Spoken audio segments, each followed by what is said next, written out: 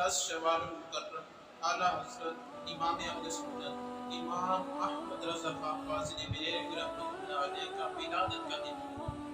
الحمدللہ اعلیٰ حضرت رحمہ وہ عظیم ہستی جو عبادت، تقوی، پرہیزگاری، عشق رسول، عاجزی و انکساری، علم اور عمل کے حقیقی پہلا حضرت رحمان نے اپنی محنت اور کوشش دین کی ایسی بے مثال علمی خدمات انجام دی کہ آج تک دنیا میں ان کے کارناموں کی دھوم مچی ہوئی، اور انہی کارناموں میں سے ترجمہ القرآن، کنز الایمان اور فتاوی رضویہ 30 جلدوں میں ہے۔ آپ رحمۃ اللہ علیہ نے 13 سال کی عمر میں تمام علوم سے فراغت حاصل کی، 70 سے زائد علوم میں آپ عالم تھے۔ یہ کوئی حسن عقیدت نہیں بلکہ 30 سے زائد مقالے آپ نے لکھے، اور دنیا کی یونیورسٹیاں حتیٰ کہ نیو یارک اور امریکہ نے آپ کے سائنسی نظریات کو تسلیم کی۔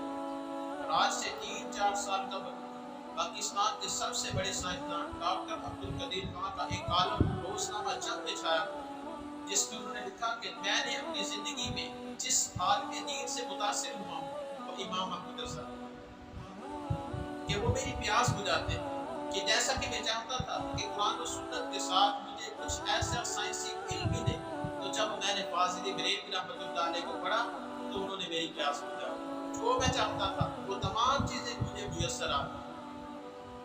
اعلیٰ حضرت رحمہ مضبوط عقائد، مضبوط نظریات رکھتے۔ ایک ہندو آپ کے پڑوس میں رہتا تھا اور اس نے آپ کو کہا کہ میں آپ کو گائے ذبح نہیں کرتے ہوں، تو اعلیٰ حضرت رحمہ نے فرمایا کہ کیوں نہیں تو ذبح کرنے دے گی، کہ ہمارے نبی پاک صلی اللہ تعالیٰ علیہ وسلم نے ذبح کی اور اس کو پسند فرمایا، تو مجھے کیسے روک سکتا ہے؟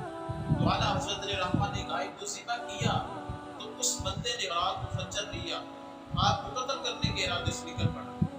اس وقت آپ کے گھر کی دیوار گری ہوئی، وہ صحت میں داخل ہوا تو کیا ہوا کہ وہ چیختا ہوا چلاتا ہوا واپس ہو گیا۔ جب صبح کے وقت اعلیٰ حضرت رحمہ فجر کی نماز پڑھانے کے بعد رضا مسجد کی سیڑھیاں اتر رہے تھے تو وہ شخص آیا آپ کے قدموں میں گر گیا اور کہنے لگا کہ میری بات سننے کے رات میرے ساتھ کیا واقع ہو؟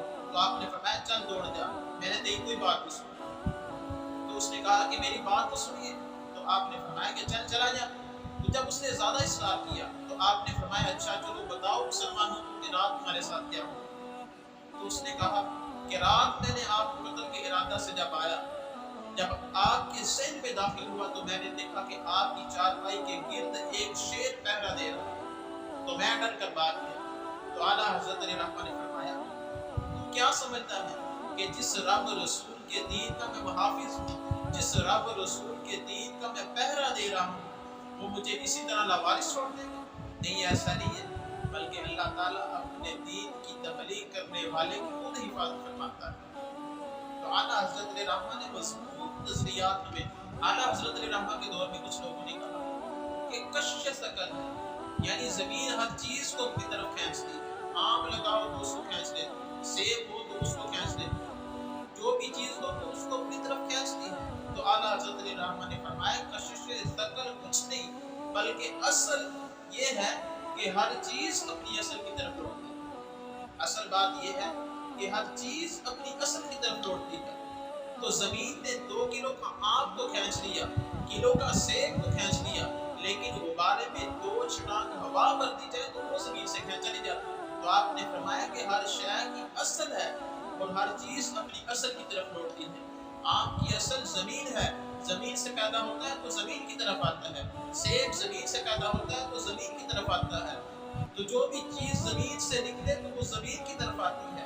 اور ہوا کی اصل اوپر ہے، تو جب غبارے میں ہوا بھر دی جائے تو اگرچہ 2 چھٹانگ کا ہوتا ہے لیکن اوپر کی طرف جاتے ہیں۔ تو معلوم ہوا ہر چیز اپنی اصل کی طرف لوٹتی ہے۔ اسی طرح انسان مٹی سے بنا ہے تو اس نے بھی مٹی کے اندر ہی نہانا ہے۔ مٹی دائیں مٹی رہنا، کادی بلے بلے، آج مٹی دے اتنے بندیا کل مٹی دے تھلے۔ تو اس لیے انسان کو اپنے اوپر زیادہ فخر نہیں کرنا چاہیے، زیادہ غرور ریاکاری تکبر نہیں کرنی چاہیے، کیونکہ ایک دن اس نے بھی مٹی کے نیچے جانا ہے۔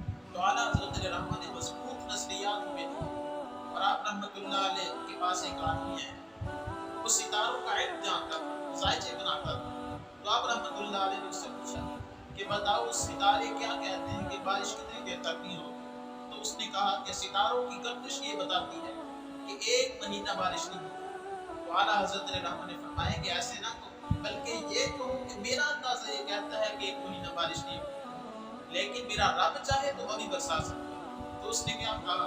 تو اس نے کہا مولانا بات آپ کی ٹھیک ہے، لیکن بارش 1 مہینہ نہیں ہوگی۔ تو اعلیٰ حضرت رحمۃ نے سمجھایا کہ ایسا نہ کہو، بلکہ یہ کہو کہ میرا رب چاہے تو برسا سکتا ہے، لیکن ستارے یہ کہتے ہیں۔ تو وہ اس بات پہ اڑ گیا۔ تو آپ نے دلیل دی، فرمایا کہ گھڑی پہ ٹائم کتنا ہوتا ہے؟ اس نے کہا 12 بجے ہیں۔ تو آپ نے گھڑی کی سوئیوں کو گھما دیا، فرمایا اب کتنا ٹائم ہو گیا؟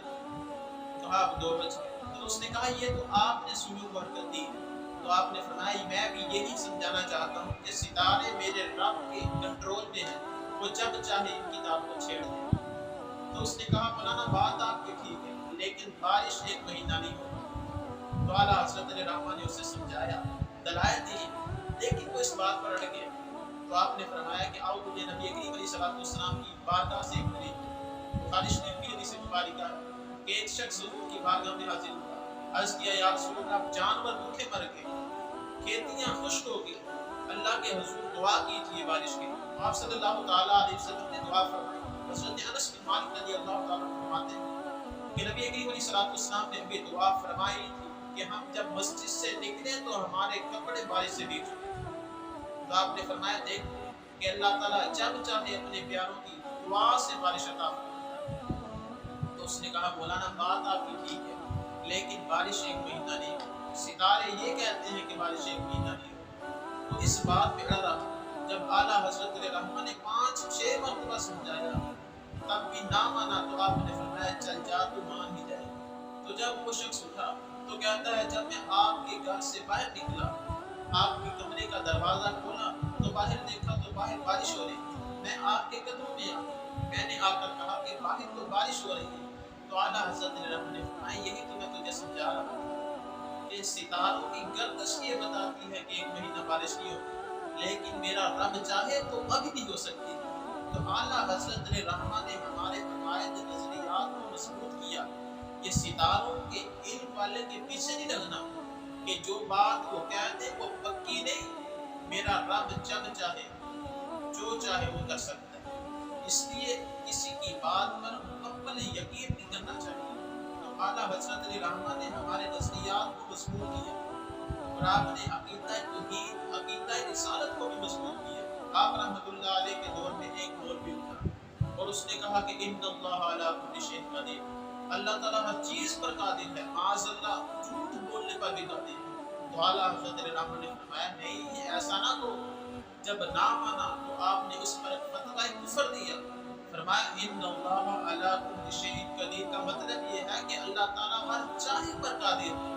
تو اللہ تعالیٰ جو چاہتا ہے اس پر قادر ہے، جو کبھی چیزیں ہیں اللہ تعالیٰ وہ چاہتا نہیں ہے لہذا اس پر قادر بھی نہیں۔ تو جب نہ مانا تو آپ نے فتویٰ کفر دیا۔ اور اسی طرح عقیدہ رسالت آپ نے ہمارا مضبوط کیا۔ ایک مولوی اٹھا تو اس نے کہا کہ اگر نبی کریم علیہ الصلوۃ والسلام کے بعد کوئی نبی آ جائے تو آپ کی ختم نبوت میں کوئی فرق نہیں پڑتا۔ تو آپ نے اس کی طرف خط لکھا، مولانا تو نے غلط لکھا۔ تو اس نے کہا میں نے صحیح لکھا ہے۔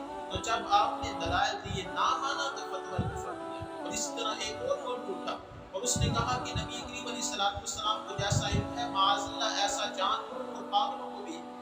اعلیٰ حضرت رحمٰ نے اس کو سمجھایا کہ ایسا نہ ہو، اللہ تعالیٰ فرماتا ہے علمک ما لم تکن تعلم، کہ اللہ تعالیٰ نے اپنے محبوب کو وہ تمام چیزیں سکھا دی جو آپ نہیں جانتے تھے۔ اللہ تعالیٰ نے اپنے نبی کو ہر چیز کا علم عطا فرما دیا، سب سے زیادہ علم عطا فرما دیا۔ اس نے کہا میرا یہ مطلب تھا، میرا یہ مطلب تھا۔ تو فاضل بریلوی رحمۃ اللہ علیہ نے سمجھایا، فرمایا یہ بارگاہ ایسی بارگاہ ہے، اللہ تعالیٰ فرماتا ہے یا ایھا الذین آمنوا لا تقولوا رائنا، اے ایمان والو اپنے نبی کے بارے میں رائنا کا لفظ استعمال نہ کرو۔ تو اللہ تعالیٰ نے یہ اصول دے دیا کہ ایسا لفظ جس کے 2 معنی نکلتے ہیں، ایک معنی ادب والا، دوسرا معنی بے ادبی والا، تو اللہ تعالیٰ نے اس لفظ سے منع فرما دیا کہ جس سے 2 معنی نکلتے ہیں، ایک معنی ادب والا اور ایک بے ادبی والا۔ فرمایا کہ ایسا لفظ بھی میرے محبوب کے بارے میں استعمال نہیں کرنا۔ تو جب اس کو سمجھایا نہ مانا تو فتویٰ کفر دی۔ تو اعلیٰ حضرت رحمٰ کی سیرت کے بارے میں میرا موضوع ہے، تو اس لیے یہ باتیں میں نے بتانا مناسب سمجھی۔ اعلیٰ حضرت رحمٰ نے کس کس قسم کے فتنوں کا مقابلہ کیا۔ اور ایک اور مولوی اٹھا اور اس نے کہا معاذ اللہ اگر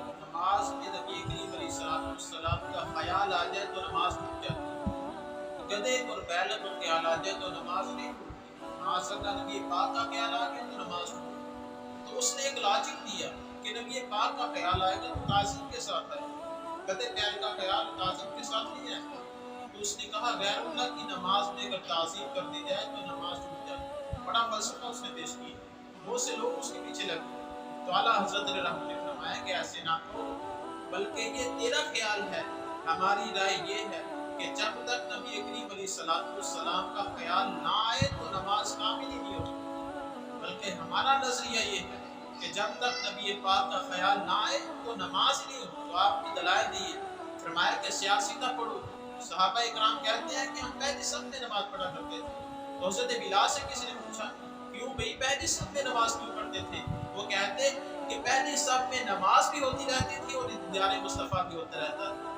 پہلی صف میں نماز بھی ہوتی رہتی تھی اور دید مصطفیٰ بھی ہوتی رہتی تھی۔ ادائے دید سراپا نیاز تھی تیری، کسی کو دیکھتے رہنا نماز تھی تیری، اور اذان تو وزن سے تیرے عشق کا ترانہ بنی، اور میری نماز تو اس کے نظارے کا بہانہ بنی۔ تو اعلیٰ حضرت رحمہ نے دلائل دی اور فرمایا کہ ایک مرتبہ نبی کریم علیہ السلام دو قبائل کی صلح کے لیے تشریف لے گئے، اور آپ نے فرمایا کہ اگر مجھے دیر ہو جائے تو نماز پڑھ لینا۔ تو نبی کریم علیہ السلام کو آتے ہوئے دیر ہوگی، تو صحابہ جانتے تھے اگر نبی کریم علیہ السلام تشریف فرما نہ ہو تو کس کو امامت پر کھڑا کرنا ہے، حضور کے بعد کون امامت کا حقدار ہے؟ تو حضرت سیدنا ابوبکر صدیق رضی اللہ تعالیٰ عنہ کی امامت کے لیے کھڑا کیا، نماز پڑھا رہے تھے۔ نبی کریم علیہ السلام صلح کروانے کے بعد تشریف لے آئے۔ جب نبی کریم علیہ السلام تشریف لے آئے، شارحین نے لکھا ہے کہ 7 صفحے تھی تو نماز نے پیچھے سے ہاتھ اس طرح مارنا شروع کر دیے۔ تو جب انہوں نے پیچھے نبی کریم علیہ السلام کو محسوس کیا تو آپ علیہ السلام کو صفحے توڑ کر جگہ دینی شروع کر دی۔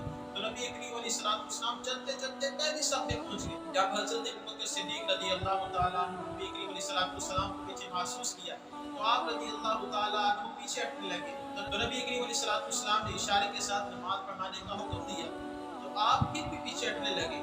جب نبی کریم علیہ السلام نے تیسری مرتبہ بھی اشارہ کیا تو آپ پیچھے ہٹ نہیں گئے۔ تو نبی کریم علیہ السلام نے نماز پڑھائی۔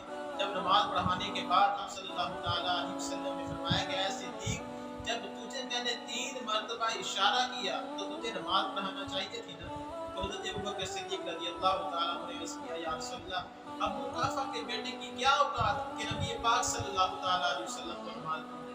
تو دیکھیے یہ تعظیم کہاں ہو رہی ہے، تو آپ دیکھیں یہ تعظیم کس جگہ ہو رہی ہے، بالکل عین نماز کی تعظیم مصطفیٰ ہو رہی ہے، اور عین نماز میں نبی کریم علیہ السلام کے لیے صفوں سے رستہ چھوڑا جا رہا ہے، اور رسول علیہ السلام کی تعظیم نماز کے دوران ہو رہی ہے۔ تو بتلائیے کیا صحابہ کو یہ معلوم نہیں تھا کہ غیر اللہ کی تعظیم نماز میں نہیں کرتے؟ تو صحابہ نے ہمیں یہ نظریہ دیا کہ اس وقت تک نماز ہی ہماری کامل نہیں ہوتی جب تک عشق مصطفیٰ میں ڈوب کر نماز ہی نہ پڑھی جائے۔ تو اعلیٰ حضرت رحمہ نے مضبوط دلائل دیے، تو پھر جب نہ مانا تو فتویٰ کفر دیا، فرمایا کہ یہ تمہارا نظریہ ہے کہ تمہاری نماز ٹوٹ جاتی ہے، لیکن ہمارا نظریہ یہ ہے کہ جب تک نبی پاک کا خیال نہ آئے تو نماز کامل نہیں ہوتی۔